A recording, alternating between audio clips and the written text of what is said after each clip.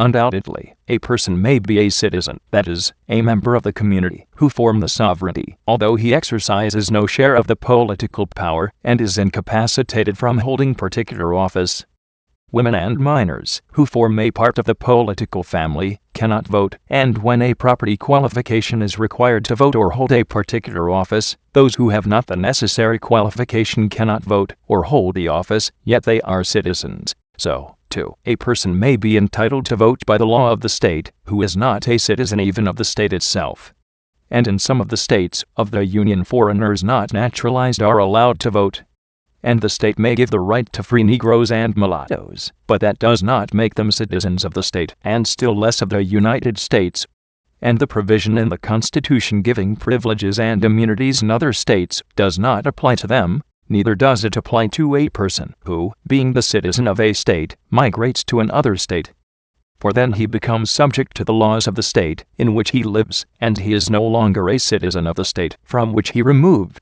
And the state in which he resides may then, unquestionably, determine his status or condition, and place him among the class of persons who are not recognized as citizens, but belong to an inferior and subject race, and may deny him the privileges and immunities enjoyed by its citizens. But so far as mere rights of persons are concerned, the provision in question is confined to citizens of a state who are temporarily in another state without taking up their residence there. It gives them no political rights in the state as to voting or holding office or in any other respect. For a citizen of one state has no right to participate in the government of another. But if he ranks as a citizen in the state to which he belongs within the meaning of the Constitution of the United States, then, whenever he goes into another state, the Constitution clothes him, as to the rights of person, with all the privileges and immunities which belong to citizens of the state.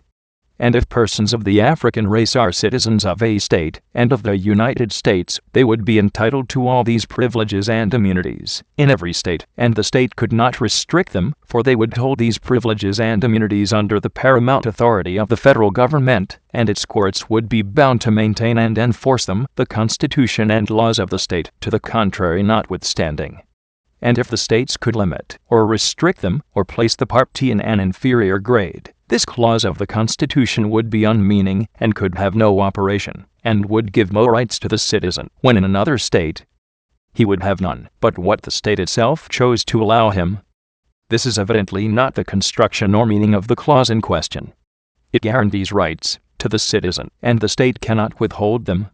And these rights are of a character and will lead to consequences which make it absolutely certain that the African race were not included under the name of citizens of a state, and were not in the contemplation of the framers of the Constitution, when these privileges and immunities were provided for the protection of the citizen in other states. The case of Legrand versus Darnall, 2 Peters, 664. Has been referred to for the purpose of showing that this court has decided that the descendant of a slave may sue as a citizen in a court of the United States, but the case itself shows that the question did not arise, and could not have arisen in the case. It appears from the report that Darnall was born in Maryland, and was the son of a white man by one of his slaves, and his father executed certain instruments to manumit him, and devised to him some landed property in the state.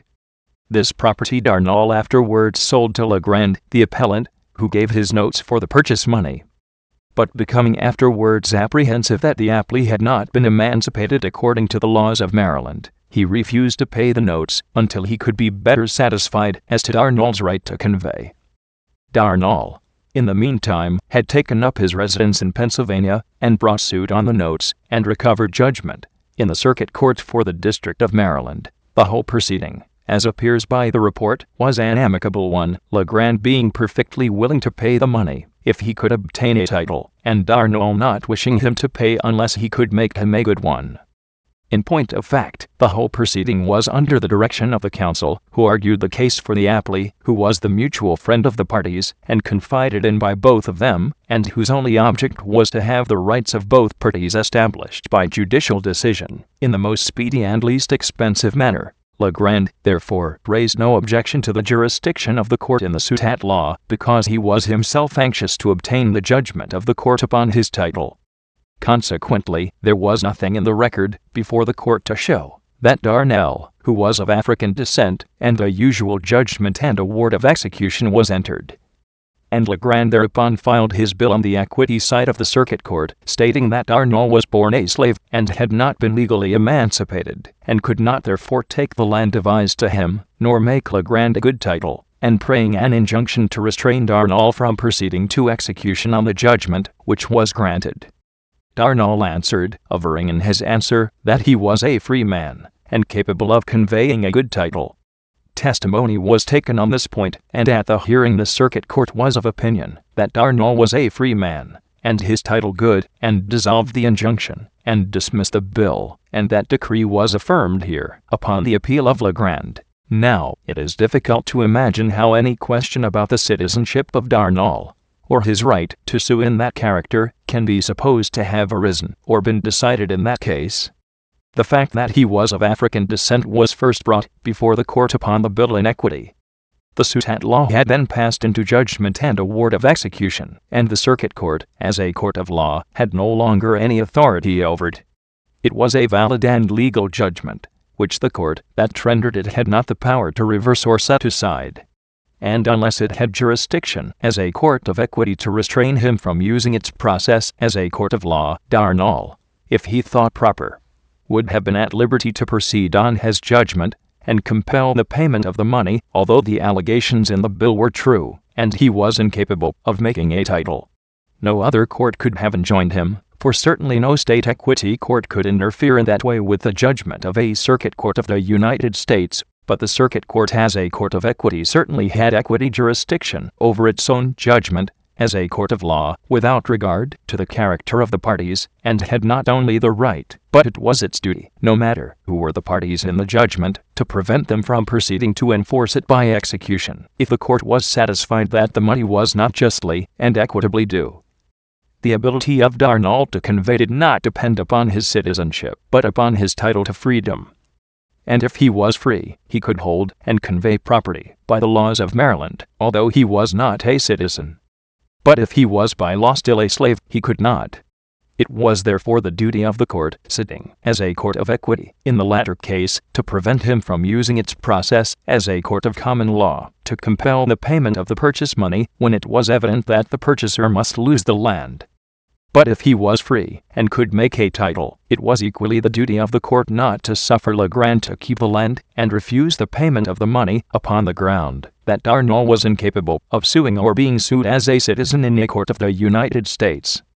The character or citizenship of the parties had no connection with the question of jurisdiction, and the matter in dispute had no relation to the citizenship of Darnall. Nor is such a question alluded to in the opinion of the court. Besides, we are by no means prepared to say that there are not many cases, civil as well as criminal, in which a circuit court of the United States may exercise jurisdiction, although one of the African race is a party. That broad question is not before the court.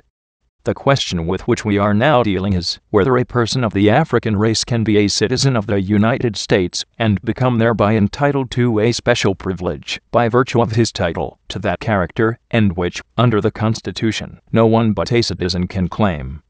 It is manifest that the case of Legrand and Darnall has no bearing on that question, and can have no application to the case now before the court. This case, however, strikingly illustrates the consequences that would follow the construction of the Constitution, which would give the power contended for to a state.